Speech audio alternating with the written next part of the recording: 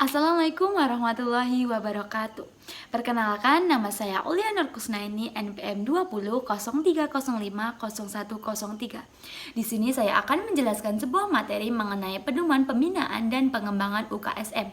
Tujuan dari pembuatan video ini adalah untuk pemenuhan tugas dari Bapak Rasidi MPD selaku dosen mata kuliah UKS di semester 2. Bab yang pertama yaitu mengenai pendahuluan. Latar belakangnya adalah banyak sekolah belum melaksanakan UKSM secara baik dan benar. Kemudian ruang lingkupnya terdapat dua. Yang pertama adalah tim pelaksanaan secara berjenjang. Yang kedua adalah tim pelaksanaan dalam mengimplementasikan UKSM. Kemudian sasarannya adalah tim pembina dan tim pelaksana. Tujuan dari kegiatan ini adalah yang pertama sebagai pedoman penyelenggaraan, yang kedua membantu warga sekolah, yang ketiga membantu guru dan kepala sekolah dalam persiapan, yang keempat adalah membantu guru dan kepala sekolah sebagai pelaksanaan UKSM, dan yang terakhir kelima adalah membantu tim pembina. Kemudian ruang informasi UKS ini terdapat mengenai sejarah, tujuannya mengenai umum dan khususnya, kemudian sasarannya adalah mengenai warga sekolah dan tim pelaksana. Ruang lingkupnya terdapat 3 ruang lingkup. Yang pertama adalah pendidikan kesehatan, pelayanan kesehatan, dan pembinaan lingkungan sehat. Kemudian tim UKSM adalah terdapat 4 tim. Yang pertama tim pembinaan UKSM pusat, tim pembinaan UKSM provinsi, tim UKSM pembinaan kabupaten atau kota, tim pembinaan UKSM kecamatan, dan tim pelaksanaan di sekolah. Kemudian langkah-langkahnya adalah yang pertama mengidentifikasi masalahnya yang terjadi. Yang kedua perencanaan program, kemudian pencarian skala prioritas program, pelaksanaan program itu, kemudian pengendalian dan pengawasan, dan yang terakhir adalah monitoring, evaluasi, dan pelaporan atas apa data-data yang telah terkumpul. Bab 2 mengenai penyusunan rencana kegiatan UKSM. Kemudian, rencana kegiatan adalah dihadiri seluruh oleh anggota pelaksana. Rencana anggaran adalah bagian dari RKS dan RABS. Langkah pelaksanaannya yaitu yang pertama, menyusun rencana kegiatan dan RAB, pengajuan, kemudian menerapkan dan mengalokasikan. Kemudian, penyusunan rencana kegiatan adalah saat rapat tahunan atau dihadiri oleh semua anggota. Hal-hal yang perlu diperhatikan adalah yang pertama mengenai dana kegiatan itu sendiri, kemudian waktu pelaksanaan, jenis kegiatan, dan kegiatan yang mengacu seperti pendidikan kesehatan, kemudian kerjasama, kemudian analisis, dan lain sebagainya. Tugas dan tanggung jawab dari Kementerian UKSM adalah 1. Kementerian Pendidikan dan Kebudayaan, Kementerian Kesehatan, Kementerian Agama, dan Kementerian Dalam Negeri. Masing-masing dari kementerian itu adalah memiliki tugas dan tanggung jawab sesuai dengan job list masing-masing.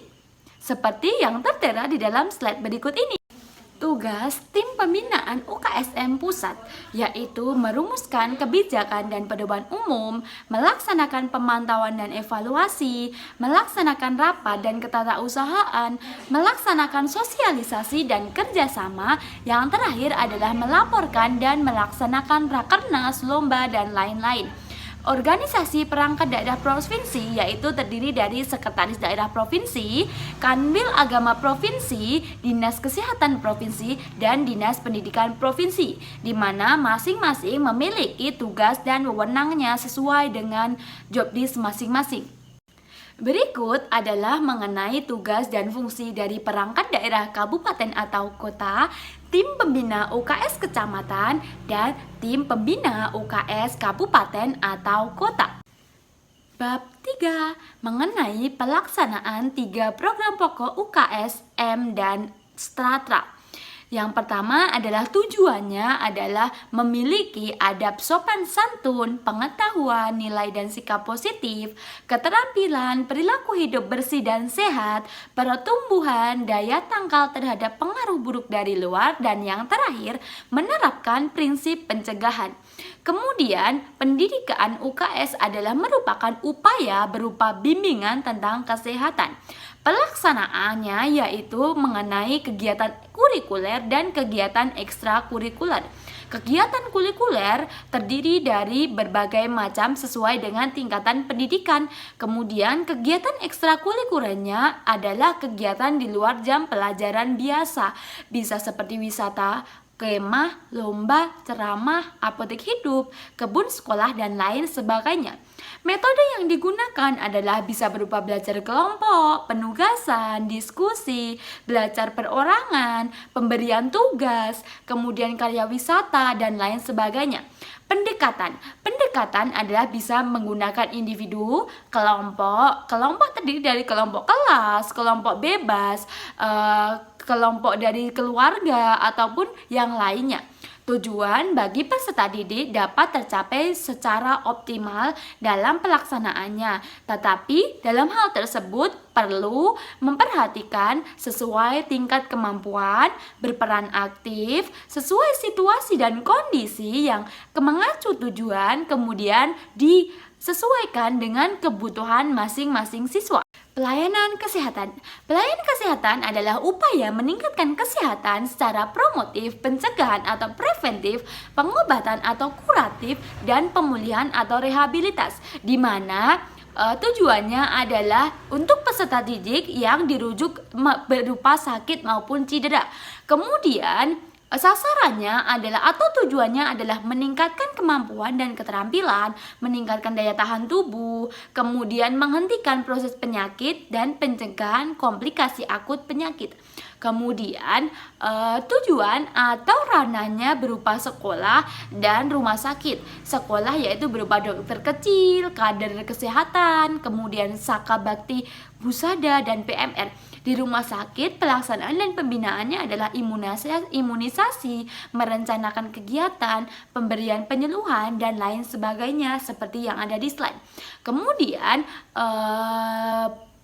evaluasinya berupa atau rencana kedepannya adalah memerlukan pelatihan, konseling, penyuluhan, kemudian pemeriksaan langsung, dan observasi. Pendekatannya bisa berupa intervensi yang dituju, kemudian perorangan, kemudian berupa kelompok, dan lain sebagainya. Kemudian tujuannya atau tujuan dari pelayanan kesehatan ini atau hal yang akan dicapai adalah peningkatan kesehatan secara promotif dilaksanakan melalui kegiatan penyuluhan kesehatan dan latihan, kemudian dilakukan melalui peningkatan daya tahan tubuh, kemudian dilakukan melalui kegiatan pencegahan komplikasi, kemudian yang terakhir adalah membuat area promosi kesehatan di sekolah. Yang selanjutnya mengenai pembinaan lingkungan sekolah yang sehat. Kemudian lingkungan sehat adalah bagian dari lingkungan yang menjadi wadah kegiatan pendidikan berupa lingkungan fisik maupun lingkungan non-fisik. Lingkungan sekolah sehat adalah suatu kondisi lingkungan sekolah yang mendukung tumbuh kembang peserta didik secara optimal. Pembinaan lingkungan sekolah sehat adalah usaha untuk menciptakan suatu kondisi lingkungan sekolah yang dapat mendukung proses pendidikan sehingga mencapai tujuan secara optimal baik dari segi pengetahuan, keterampilan, maupun sikap. Kemudian mempermudah pelaksanaan pembinaan lingkungan sekolah dapat melalui identifikasi resiko lingkungan sekolah, perencanaan, dan intervensi. Kemudian intervensi itu sendiri berupa penyuluhan, perbaikan sarana, dan pengendalian. Pengendalian berupa pemeliharaan ruang dan bangunan, kemudian ventilasi, pencahayaan, kebisingan, air bersih, sampah, halaman, kantin sekolah, maupun hal-hal yang lainnya. Pelaksanaan pembinaan lingkungan sekolah sehat terdapat dari kepala sekolah berupa bertanggung jawab terhadap pelaksanaan pembinaan lingkungan sekolah. Kemudian guru mempunyai peran penting dengan cara pengetahuan praktis tentang pembinaan lingkungan sekolah sehat, bimbingan, mengajak para guru melaksanakan UKSM. Kemudian komite sekolah yaitu berupa berperan secara aktif dalam melaksanakan pembinaan UKSM ini, kemudian masyarakat berperan aktif untuk melaksanakan kegiatan UKSM ini, kemudian bagi peserta didik yaitu berperan secara aktif dalam menjaga, kemudian piket, kemudian melaksanakan tugas kerja pokok atau prokja dengan baik. Kemudian pegawai sekolah yaitu wajib melaksanakan dan mengawasi serta memelihara lingkungan sekolah, terutama pada penyediaan fasilitas sarana dan prasarana di sekolah. Bab 4 mengenai monitoring, evaluasi, dan pelaporan. Kemudian monitoring itu apa? Monitoring adalah suatu kegiatan yang dilakukan dalam rangka pengawasan, pengontrolan, atau pengendalian terhadap suatu objek kegiatan yang akan sedang atau sudah dilaksanakan. Dari monitoring, evaluasi, dan pelaporan itu memiliki tujuan, ruang lingkup, sasaran, dan hasil yang diharapkan itu sendiri. Hasil yang diharapkan yaitu apabila ada kegiatan yang kurang sesuai dapat dilakukan koreksi, baik pada perencanaan maupun pada proses pelaksanaan kegiatan itu sendiri sehingga dapat sesuai dengan tujuan yang akan dicapai. Ruang lingkupnya adalah semua aspek dalam perencanaan kegiatan. Tujuannya adalah mengetahui manfaat atau keberhasilan kegiatan, kendala-kendala, penyimpangan dalam kegiatan yang dilaksanakan. Evaluasi. Evaluasi adalah salah satu kegiatan pembinaan melalui proses pengukuran hasil yang dicapai dibandingkan dengan sasaran yang telah ditentukan sebagai bahan penyempurnaan perencanaan dan pelaksanaan kegiatan UKSM yang akan datang. Kemudian targetnya adalah peserta didik, lingkungan sekolah, dampak pembina terhadap perilaku peserta didik, pengelolaan kegiatan setiap jenjang, yang terakhir adalah manajemen kegiatan setiap jenjang. Kemudian prinsipnya adalah menyeluruh, berkesinambungan, objektif, dan pedagogis. Tujuannya adalah memberikan umpan balik, mengukur keberhasilan, dan mendapatkan bahan-bahan informasi tentang pelaksanaan program yang telah disusun. Ruang lingkupnya, evaluasi adalah seluruh komponen kegiatan UKSM, proses maupun hasil pelaksanaannya itu sendiri. Unsur-unsurnya berupa perubahan tingkat pengetahuan, perubahan sikap dan pengetahuan, perubahan tingkah laku atau kebiasaan, kemudian kemampuan hidup sehat, kemudian perubahan keadaan lingkungan, dan yang terakhir adalah tingkat keberhasilan maupun ketidakkeberhasilan kegiatan UKSM itu sendiri. Cara dari evaluasi berupa kualitatif maupun kuantitatif. Tekniknya bisa tes, pengamatan, skala sikap, wawancara, pemeriksaan, analisis data, dan penelitian dampak UKSM. Pelaporan. Pelaporan adalah kegiatan melaporkan secara tertulis segala kegiatan yang telah dilakukan.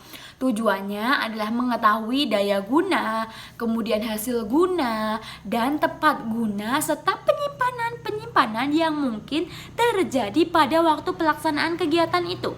Sasarannya adalah manajemen kegiatan, upaya pembangunan, dan jenis keberhasilan dan tidak keberhasilannya. Waktunya ada 2 kali dalam setahun. Yang pertama adalah bulan Juli maksimal tanggal 20. Yang kedua adalah bulan Januari maksimal tanggal 20. Hal-hal yang perlu dilaporkan yaitu mengenai kegiatan trias UKS, bisa pendidikan kesehatan, pelayanan kesehatan, dan pembinaan lingkungan sehat. Hal-hal yang dilaporkan yaitu yang ketiga adalah dampak pelaksanaan serta pengelolaan UKS itu sendiri. Bab 5 mengenai indikator keberhasilan. Indikator input, indikator output, dan indikator dampak seperti yang terdapat di dalam slide yang sudah saya jabarkan berikut ini. Bab yang terakhir, bab 6 adalah penutup. Kegiatan UKSM ini adalah kegiatan di mana Bahan ajar ditujukan untuk mempermudah pelaksanaan UKSM dan merupakan penjabaran dari pedoman pembinaan dan pengembangan UKSM. Dengan adanya pedoman pembinaan dan pengembangan UKSM ini diharapkan dapat melaksanakan dengan tertib, baik dan benar sehingga upaya untuk meningkatkan perilaku hidup sehat peserta didik dan lingkungan sekolah yang bersih dan sehat dapat tercapai secara maksimal. Sekian presentasi mengenai pedoman pembinaan dan pengembangan UKSM yang dapat saya sampaikan. Apabila ada salah dalam tutur kata maupun perbuatan, saya mohon maaf yang sebesar-besarnya. Semoga apa yang saya sampaikan dapat bermanfaat buat kalian semua yang menonton video ini. Sekian, wassalamualaikum warahmatullahi wabarakatuh. Sampai bertemu di lain waktu.